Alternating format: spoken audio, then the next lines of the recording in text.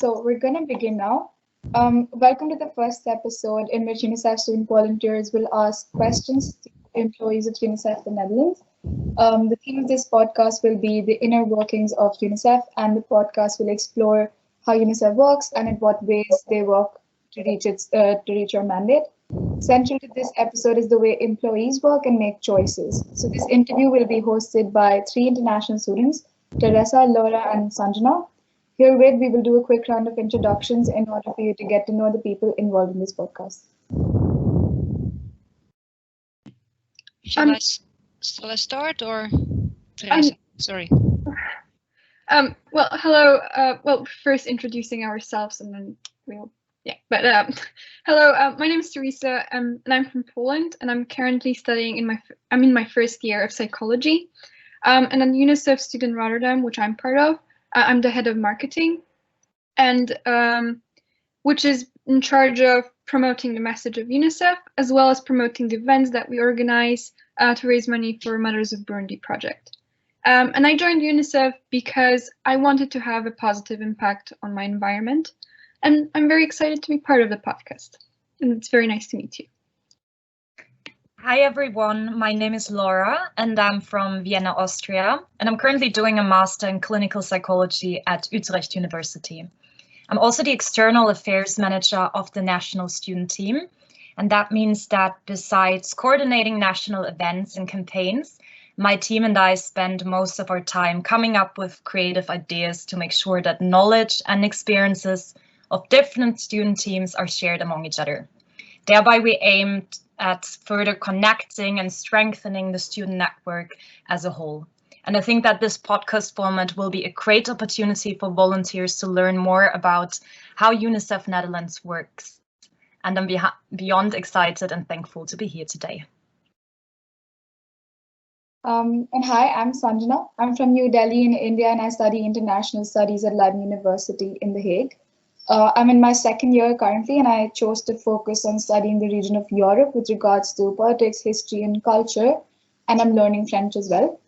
I'm the head of the education committee at UNICEF Student Team The Hague, which is mainly responsible for raising awareness for UNICEF's projects, and secondary to that, we also organize some fundraising drives. Being a part of UNICEF has brought me to meet a lot of inspiring people, learn more about human rights, and also learn more about the impact that we as students can have, even if it's through way smaller contributions. So I'm very excited and honored to be part of this initiative. As Sanjana explained before, the topic of today's episode is going to be the inner workings of UNICEF. And therefore, we have two wonderful guests from the headquarters in Den Haag. Welcome, Marjorie and Sabine. Thank you so much for joining us today. And I was wondering if you could maybe quickly introduce yourselves and tell the listeners what your exact job at UNICEF Netherlands is.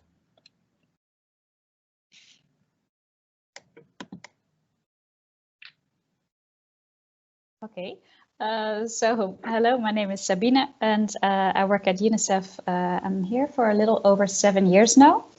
I coordinate our programs team, which is the team that is the link between our work in the field and our work here in the Netherlands.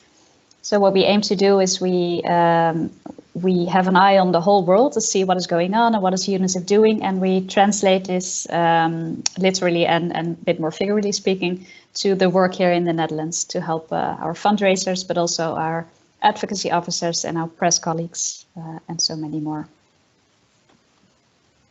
Awesome, thank you. Hello everyone, my name is Marjorie. I'm the team manager of a team of 6 people working on advocacy on children's rights issues in the Netherlands, as well as a specialist on education and participation, so the work we do with young people, as well as a fundraiser. So it's a multidisciplinary team. And I've been working with UNICEF for the last 12 years. Thank you. We were also wondering if you could share with us, why did you decide to work for UNICEF? What drives you in your job? Okay, so I can start with that question. What I really like about UNICEF is that UNICEF is helping a lot of children. So we don't give individual help to just help this one child that is able to reach UNICEF. But what UNICEF does is we improve policies and budgets and laws so that a lot of children can benefit from these changed laws and budgets. And that is what I like, that you can really have a huge impact as UNICEF.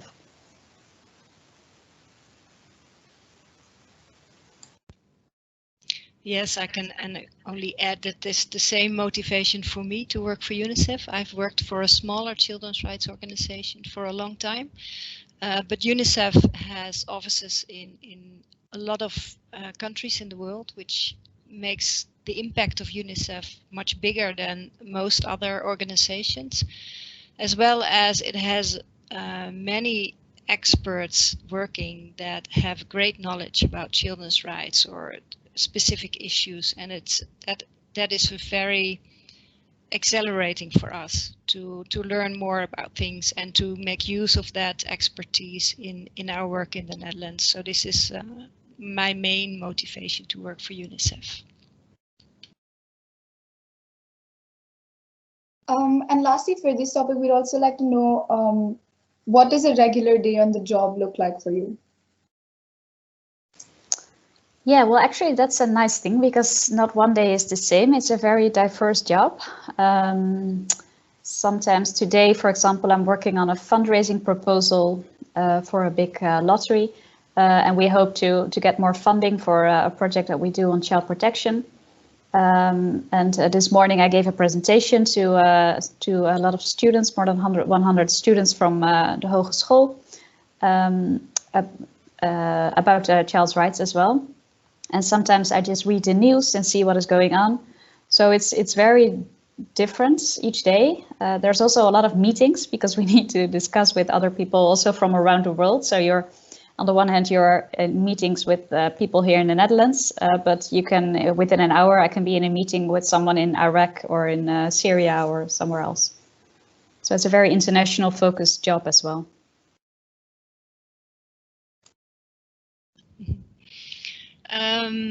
Well, as a team manager, I have a lot of meetings with my team.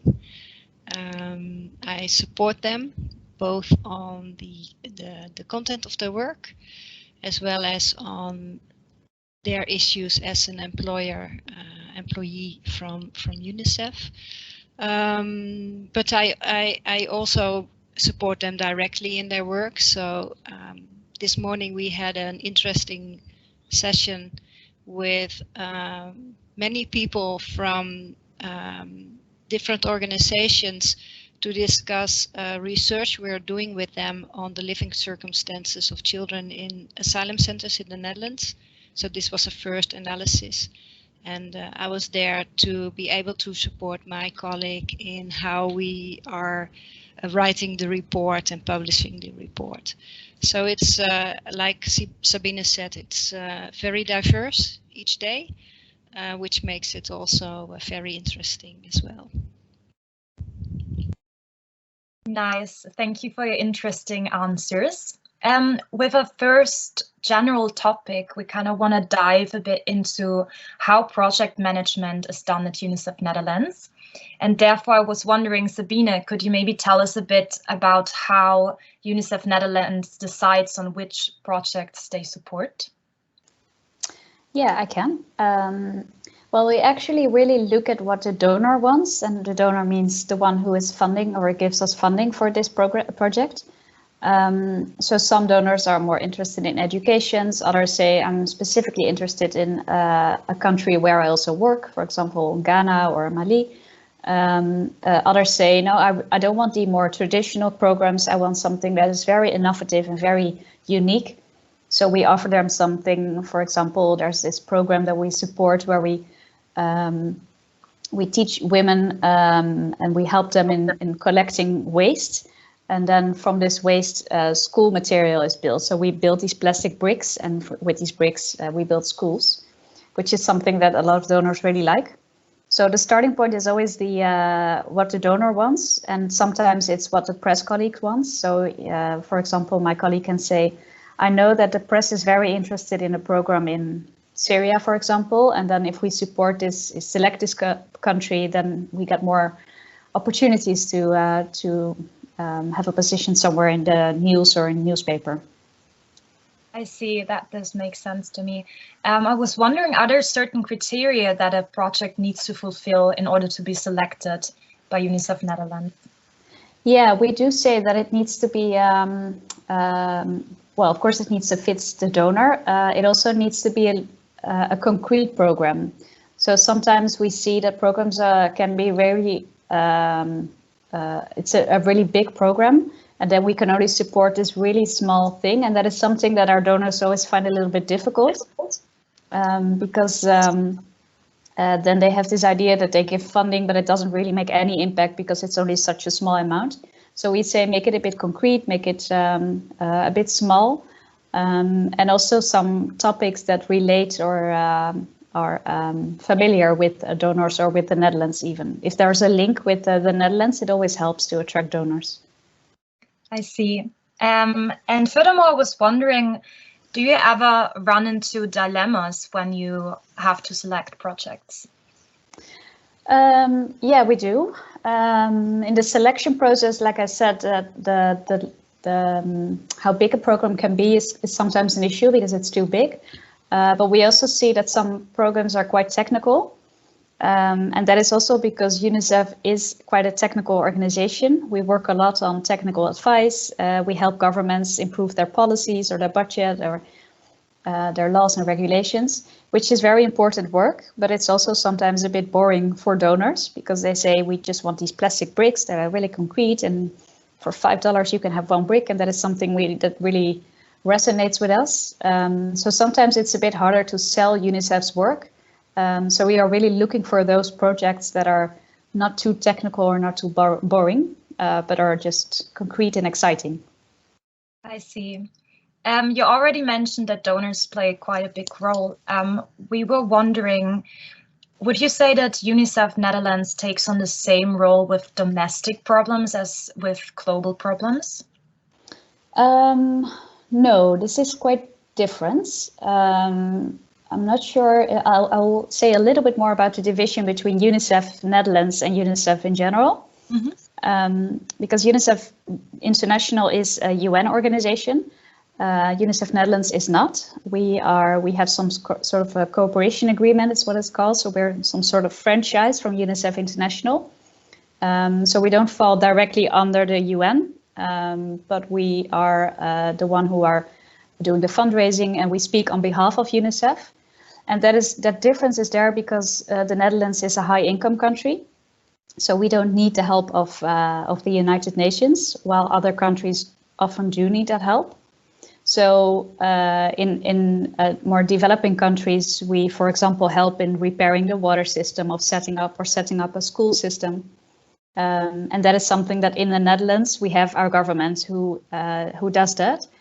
And UNICEF is not in the role of setting up or repairing water systems, for example. So we don't have these kind of programs. What we do have is more the monitoring role to see if they do well. And we also have some programs that are really based on child's rights education and participation.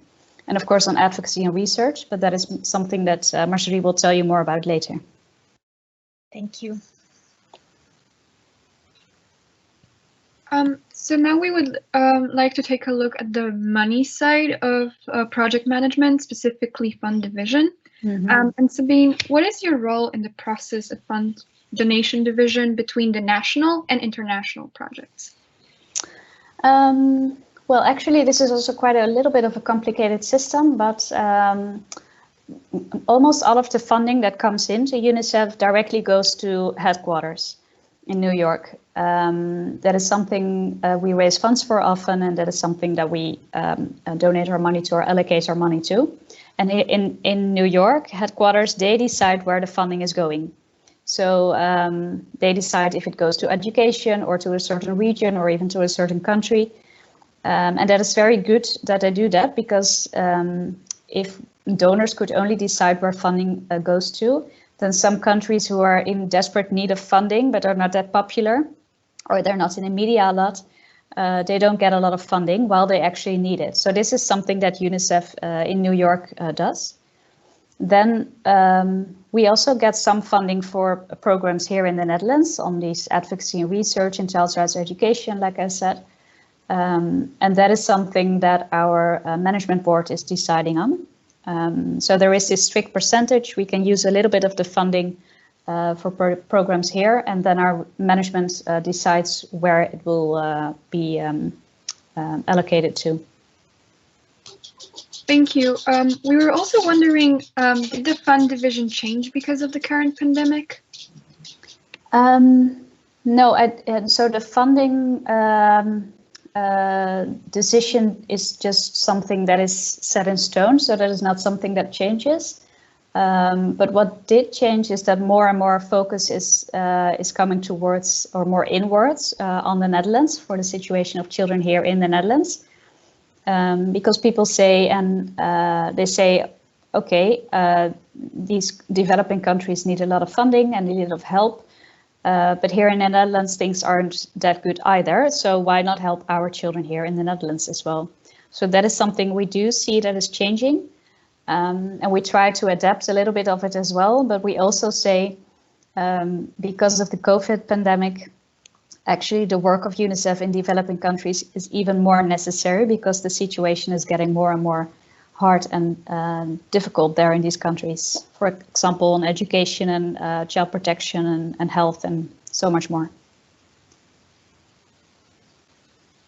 Thank you so much for that answer. I also want to know what the role of this volunteer network that UNICEF in the Netherlands has is in shaping these decisions, if there's any role at all. Mm-hmm. And by volunteer network, I mean general volunteers and students both. Yeah, well, I think that this really changed in the past few years, because in the past we sometimes just selected a program and said, here, please help us get funding for this program. But we also got your feedback that you said it actually needs to resonate better with what works for students. So we changed the selection process. By now we select 3 programs that you can choose of, and we let you choose which one suits you best. This is mostly Day on the Student Unite Day. And then we really try to find some programs that are not too technical or that are a bit more easier to sell, because that's also, of course, what you need if you need to raise funds. And I also try to find some programs that have a link to education or to students, so that it also resonates better. So it's also always up to you, and yeah, it's also an invitation to think along with us with what would work for you. So in terms of project selection for students, you would say the criteria of the 3 projects that you select for us to choose from would probably be that it is educational in nature, and that you're able to sell it to students. And what other criteria as well? I think those are the main criteria, because I think that in the past you once had a program that was quite a little bit technical. We then selected a program in Jordan where we helped students they got this training on life skills and 21st century skills, and we actually thought, oh, that might resonate well because it has a link with education and with students, but it was a little bit difficult to sell. We got this feedback.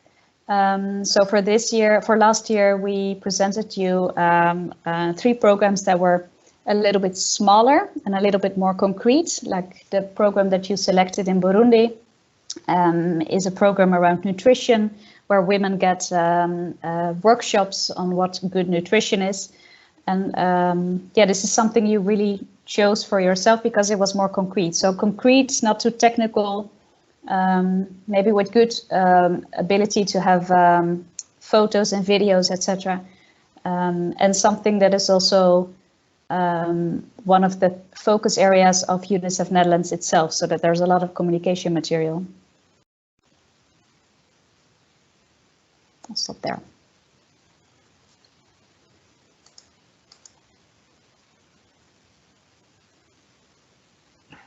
Teresa? Yeah. I was just waiting if you have any other questions. But then, well, like it was mentioned, we the student volunteers, we are working on projects in, on tackling issues in underprivileged regions, but we focus less on the Netherlands. So now, actually, we want to talk about the Netherlands and specifically the situation of children there. So, what are the most pressing problems they face, and how does UNICEF Netherlands help? And yeah, do you have any examples? And that's a question for me, right?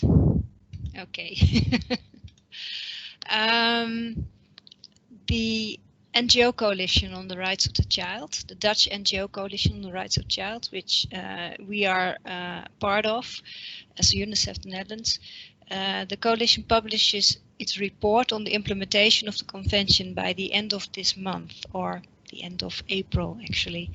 And it mentions some of the most pressing problems that we see in the Netherlands on the implementation of the CRC. And I can mention some of these problems: inequality for children, the position of children in migration procedures, including accommodation of migrant children in asylum centers, poverty, youth care, which there are long waiting lists in the Netherlands for children to get support on youth problems. And youth care is decentralized, so it's the municipalities who are responsible, and they are underfunded. So that also makes that the waiting list in the youth care are longer and longer. Of course, now we see the impact of Corona on education and the mental well-being of children, which concerns us. And child abuse is quite high in the Netherlands. So these are some of the problems that the NGO Coalition is mentioning in its report. And Marjorie, how do you as a child right expert, how do you work on those issues? Well, UNICEF the Netherlands mandate is quite strict. So we in our mandate we do, of course, fundraising, and we do advocacy work on issues in the Netherlands and communication on our work. So how we work on these issues is mainly from our advocacy work. So we monitor the implementation of the UN Convention in the Netherlands. We investigate, so we do researches, and we address the issues by liaising with the government and with Parliament. And most often we do this in coalition, so in coalition with other organizations. And we do not have the mandate to provide direct support to individual children. But we can address, we can put topics on the political agenda, we can provide best practices, we advise the government. So at the moment our main issues on which we work from a research point of view and an advocacy point of view are, like I mentioned before, the impact of Corona measures on young people, the closure of the schools and the impact on their mental well-being. Migration is a big issue for us, the position of children in asylum and return procedures, and the reception conditions for asylum-seeking children within families. We work on healthy food choices for children. Another issue is child rights education in curriculum of the schools, which is not yet something that is structurally done at schools. We also advocate at the government to do child impact assessments with new measures or new policy, so that they look at what is the position and the interest of the child. We also work in the Dutch Caribbean, so we mainly focus on stopping violence against children, so youth care, and child rights education. And another topic that we work on is children's rights in businesses, so child labor and child-friendly workplaces. All right, thank you so much. And you mentioned specifically that there have been a lot of effects of the pandemic on children in the Netherlands, and that you're already working through advocacy to help improve or alleviate the effects of those of the things that happen. But I wanted to ask, in what specific ways have you already contributed to that? Last year we did a quick scan or a quick research on what are the impacts of the corona on young people, and what do we see. So there, of course, we saw children out of school, which is detrimental for their educational career. We saw children that were already in youth care, that their problems were deepening because of corona and the difficulty to access youth care systems. What we mainly did with that, the research we published, of course, and it was a basis for us to start a discussion with government. And our main issue was involve children and young people in your decision making concerning the corona measures. So look, when you formulate new measures or you think about new measures, involve children and involve young people and see what the impact is on them.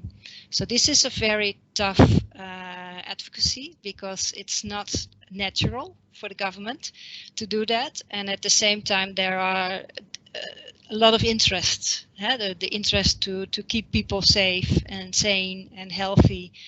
And on the other side, you have the interest of children and young people to go to school, which might be contradicting each other. So that's difficult. So we started, but what we saw was that the school closure was really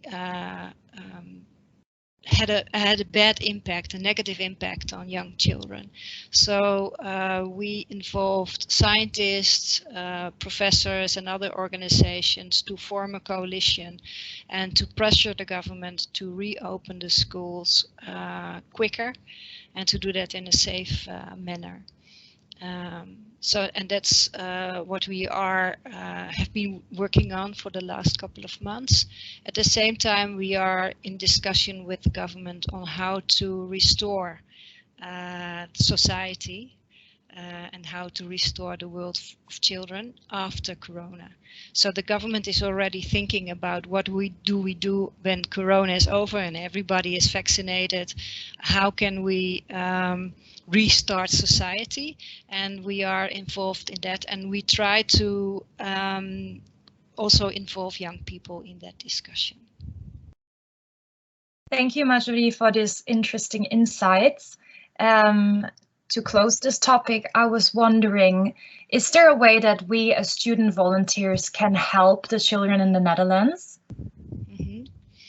Well, like I said, we don't give individual help, but we need all the eyes that are there in society to give us signals on what's happening in society. That can be in your student world, it can be in young people, in the street that you live in the city that you live in. What do you see? What do you hear from them in the talks that you have? And that might be not only in the Netherlands but also in your home country, because that gives us more insight on what's happening and gives us also an idea of how we can improve things for children and young people in their lives. So you as a student and we as employees are also civilians, so we are also in contact with our neighbors and our family, and we want to make sure that we know what's happening to children and young people surrounding us. Thank you so much. Thank you for giving us insight into the situation of children in the Netherlands. Now we would like to have a discussion and talk about real life situations. And we have two cases. And the first case of dilemmas that UNICEF might face actually happened in my home country in Poland. So in October of last year, during the second wave of pandemic in Poland, the Polish Constitutional Tribunal, consisting mainly of judges that were appointed by the party that rules in Poland, that has the majority of the vote, has imposed an almost total ban of abortion in the country. And the ban has sparked a lot of controversy among the Polish society. Many Polish women and men went out on the streets and started protesting in the middle of the wave of pandemic, and they faced the possibility of being arrested. UNICEF Poland, in an official statement, has stated that they do not support abortion. And this is obviously an example of a very extreme case and a very sudden controversial topic happening in country. And we would like to talk about how UNICEF positions itself in controversial sudden topics like this one. This happened in Poland, and UNICEF Poland has stepped in and taken a stance. So we were wondering, does UNICEF Netherlands play any role in addressing international issues, whether they happen in the Netherlands or abroad globally?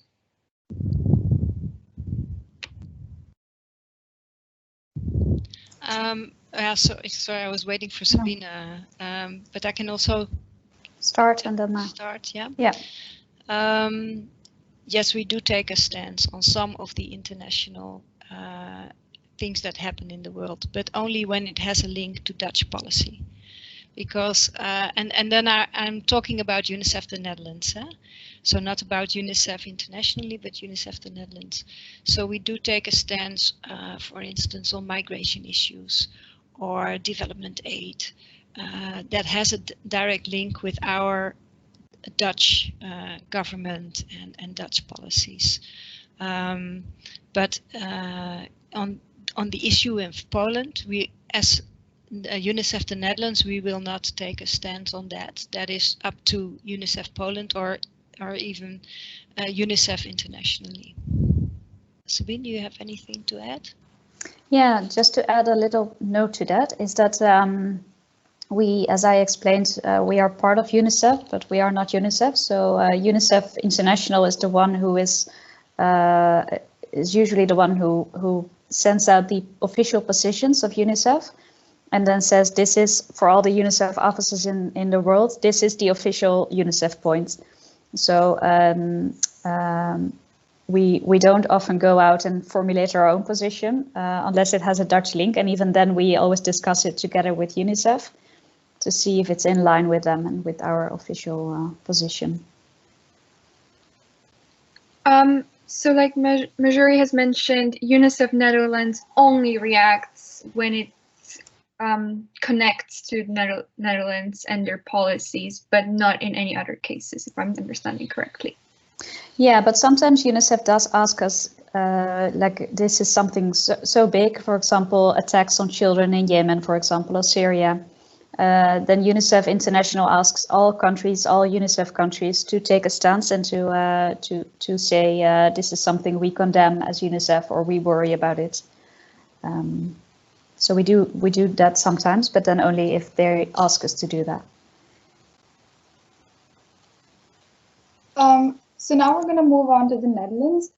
Here I'd like to bring up a couple of cases to understand what the general relationship that UNICEF Netherlands maintains with the Dutch government, what that looks like, and the challenges that may be involved. So to start with, back in January, if I remember correctly, the Dutch government was involved in a scandal in which tax officials were wrongly accused of frauding parents, thousands of parents, which plunged a lot of families into debt because they were ordered to repay childcare allowances. In these scenarios, this is an example of such scenarios, but did UNICEF have any say or role in the management of repercussions of these policies, or what was the reaction at the time, if any? Yes, the toeslagenaffaire. I have no idea what that is in English. It's probably a very Dutch thing. No, we did not bring out any statements on that.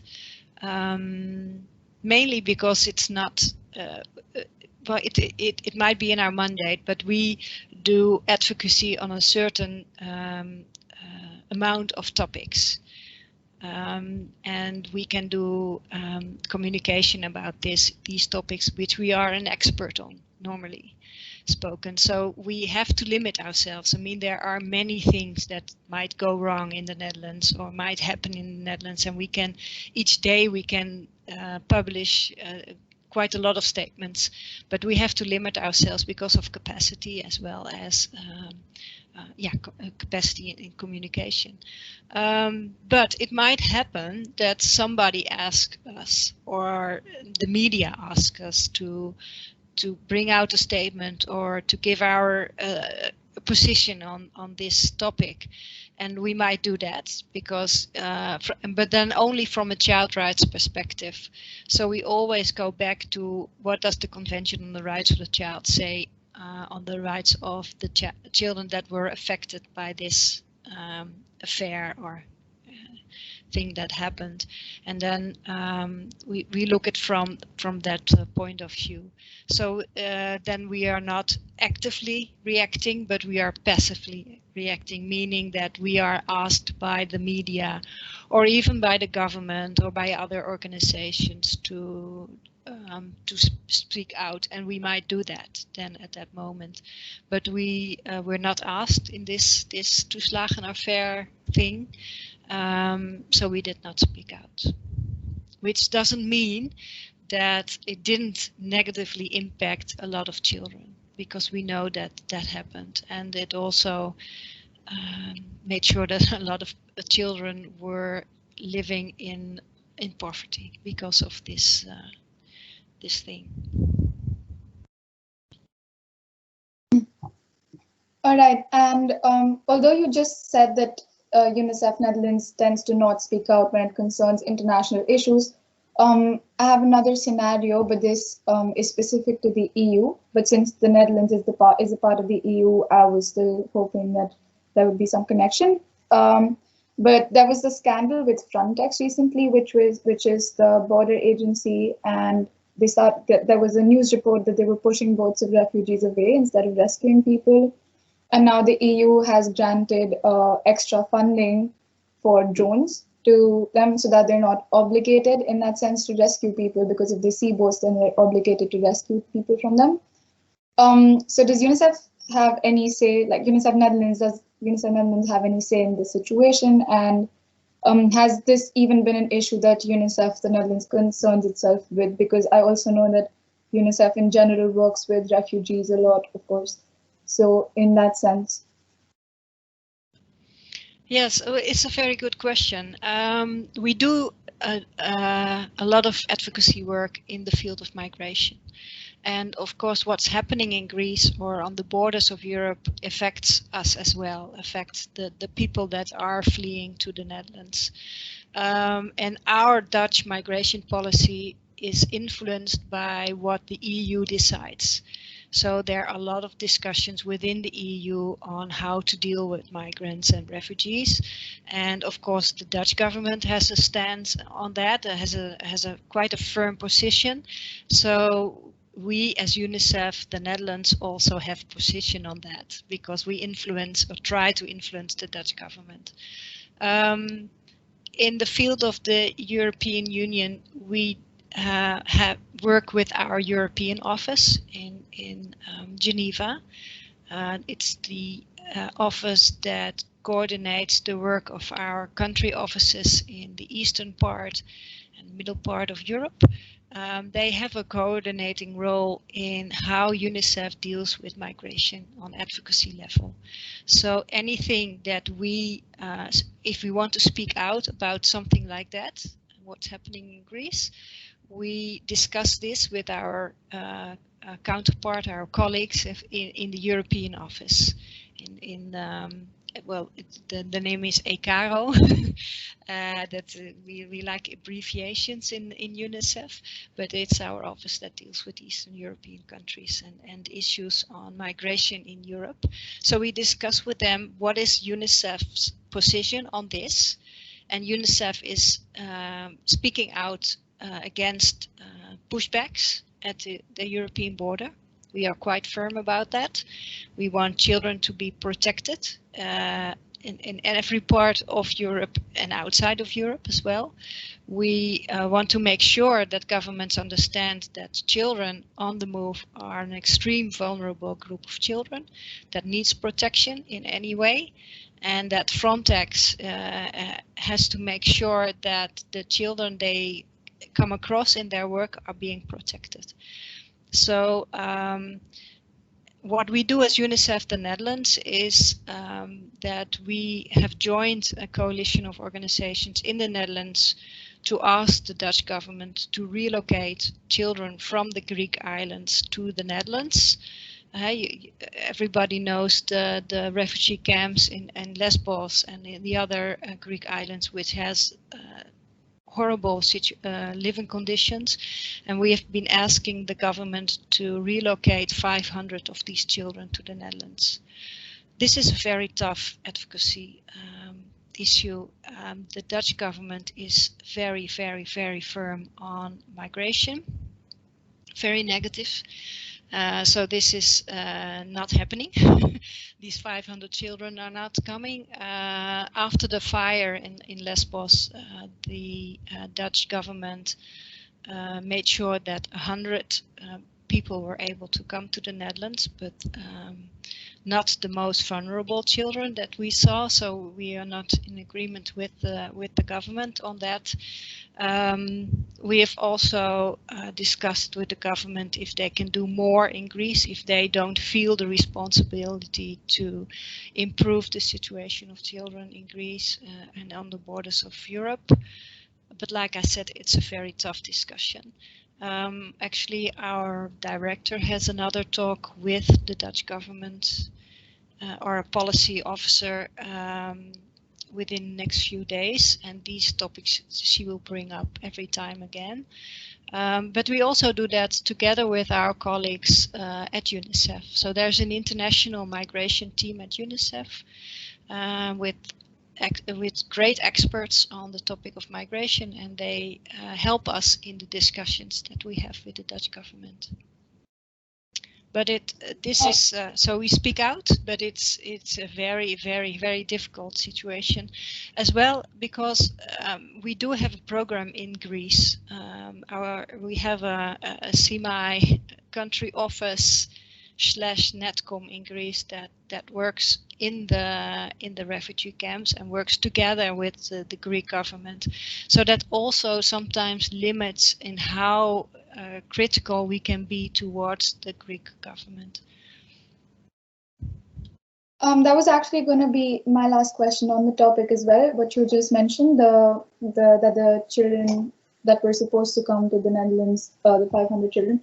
But I was going to ask, because we did some research and we found out that the majority of municipalities in the Netherlands were in agreement with the children coming here, but still the Dutch government refused to or just prolong that decision. Yeah, we wanted to know if there are any insights into how the Dutch government stands on migration in that sense, because I mean, if a majority of the municipalities are in agreement in a regular democracy, it would proceed in that way. Yes, a regular democracy. I like that word. It's not up to the municipalities to decide who comes or does not come to the Netherlands. That's up to the immigration authorities in the Netherlands, and it's mainly a political decision. We had a right-wing / central government, which is quite firm on migration, and they don't want to give in. It also has to do with the sentiment that there are a lot of asylum-seeking minors coming by themselves, just to get a better life in the Netherlands. And when they are here and they are settled, their family comes. And that is something that the Netherlands wants to avoid. And it's also because the government thinks that this is what Dutch society at large wants, and they don't want to lose the support of the society. Now you can wonder if that sentiment is correct. I think partly yes, it is correct.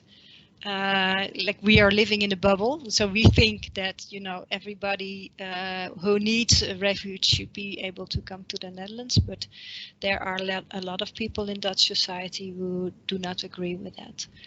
Although if it concerns somebody that they know, if it concerns maybe a family in their own community, then suddenly their sentiment turns around and they think, yes, but of course this family should be able to stay in the Netherlands. So it's yeah, it's sometimes a little bit difficult in that way. But you're right. A lot of municipalities said, well, let's welcome these children. At the same time, the Dutch central government decided differently.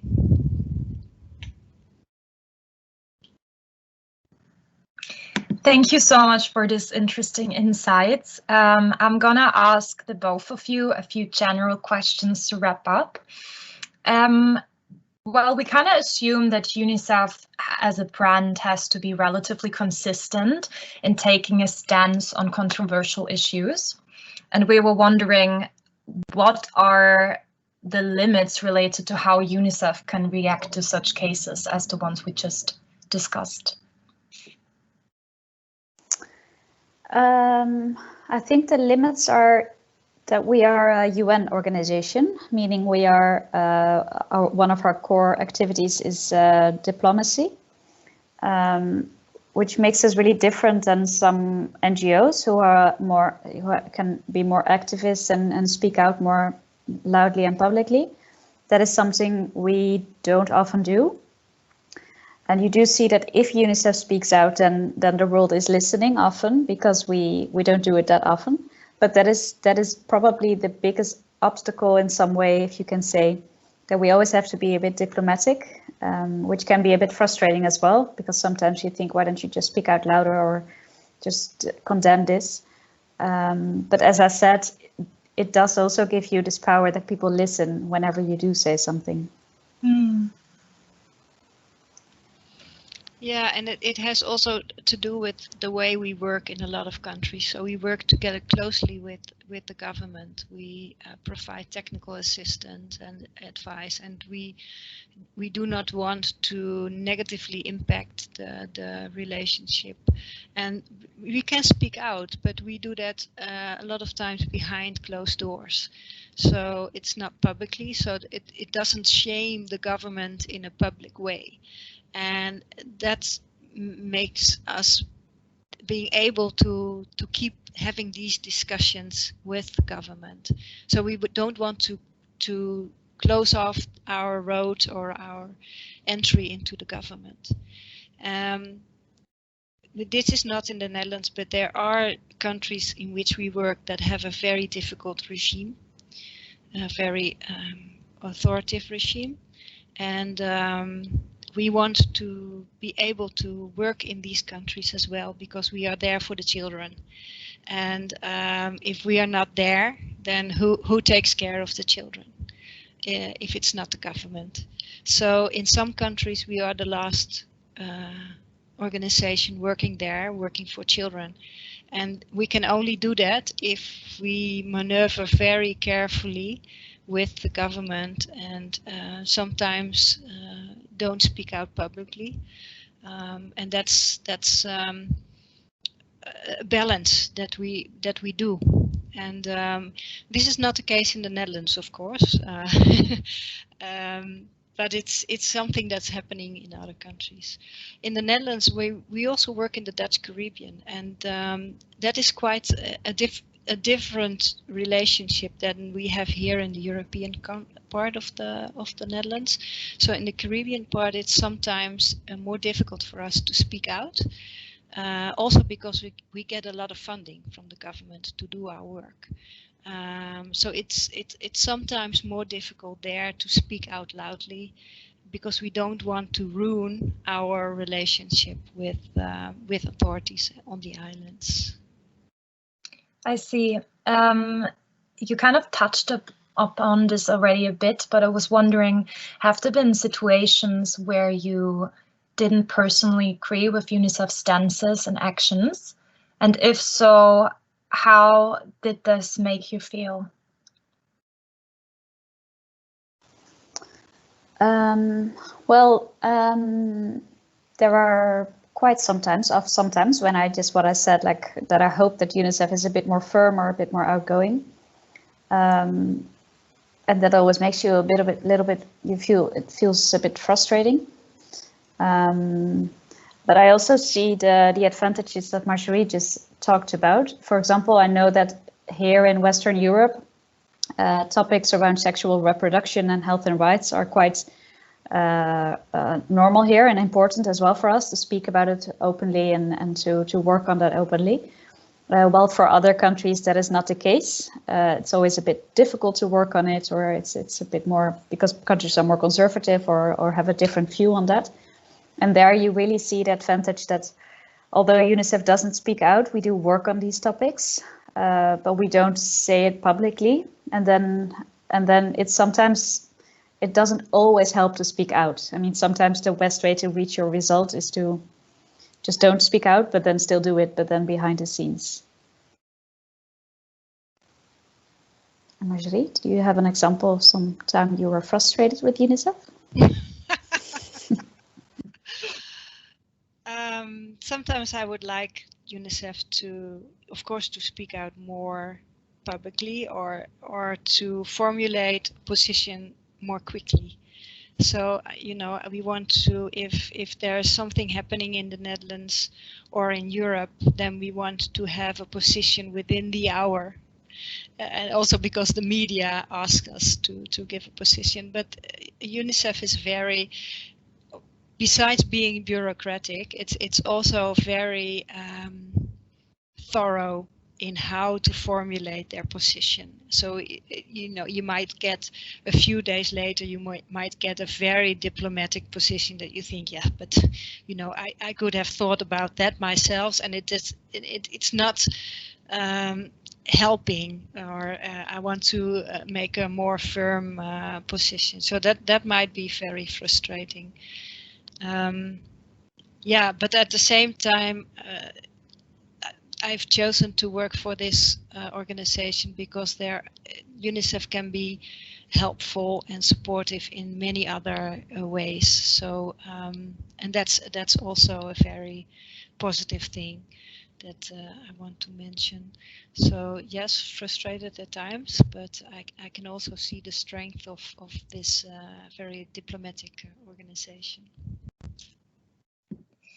And do you think that, UNICEF's silence on certain issues like the ones you described can sometimes come across to the public in a negative way and therefore kind of harm the image of UNICEF Netherlands?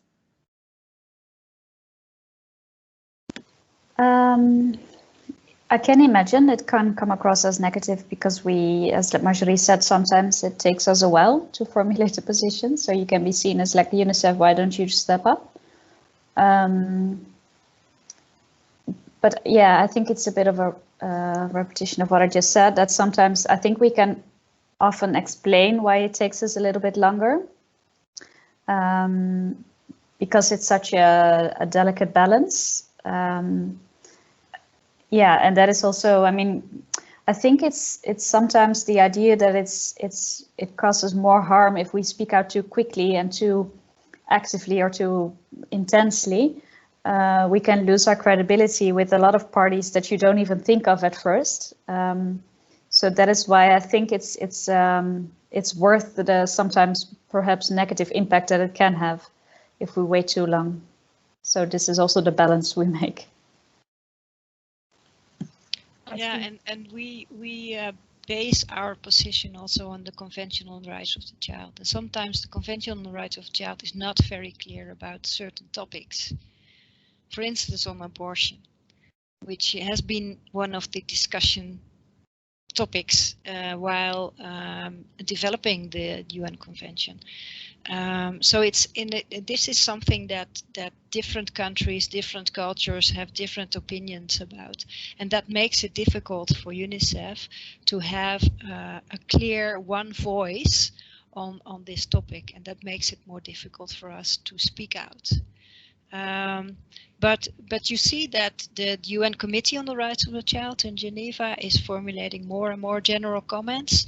So they are giving more guidelines and frameworks also for us to use to speak out or to have a more clear view on certain difficult topics.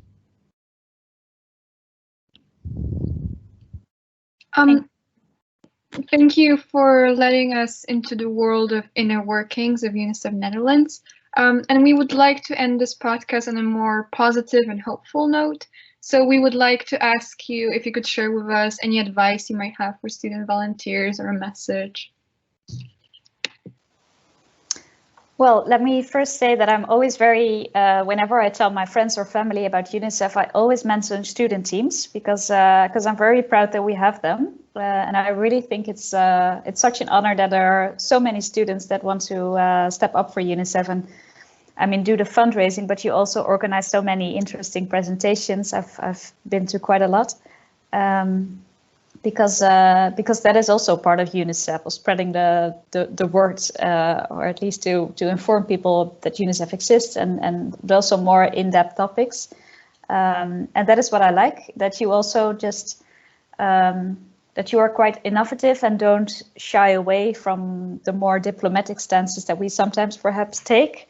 You just organize something and then you just see what happens. And of course you connect with us to check, but you also just go, and that is something that I encourage you to do perhaps even more, because that shows that UNICEF is not always that slow, but also responds quickly. Yeah, that is probably a compliment that I would like to give and say that I'm very happy that you exist as a team and as your help. And let me think about some tips perhaps but then first over to Marjorie. Yeah, I can only support what Sabine is saying, that I'm proud that so many students want to be part of UNICEF, and also feed us with their views and positions and insights, because that helps us a lot. You are also our eyes and voices in not only Dutch society, but also in the society of your country. So that's a great asset for us.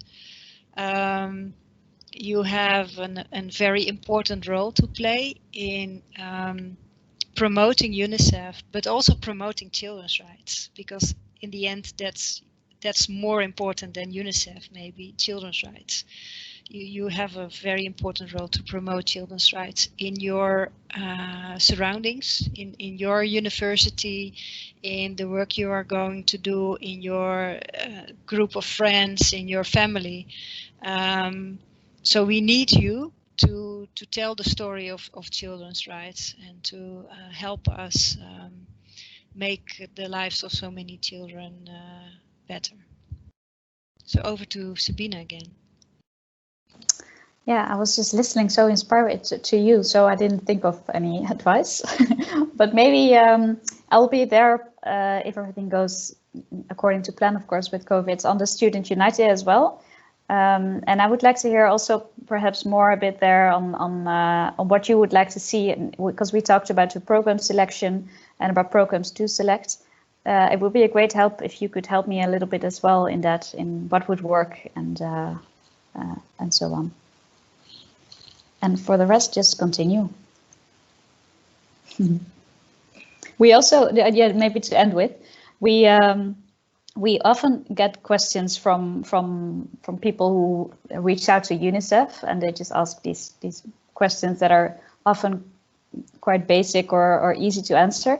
And your questions, we really had to think about it a little bit, and which is really nice because it shows that you are critical thinkers, and that is good because it keeps us sharp as well. And I like the in-depth of the depth of the questions as well. Good to keep us sharp. Thank you so much for all these compliments. That's really nice to hear, and thank you so much for joining us today. And yeah, we hope to see you soon again.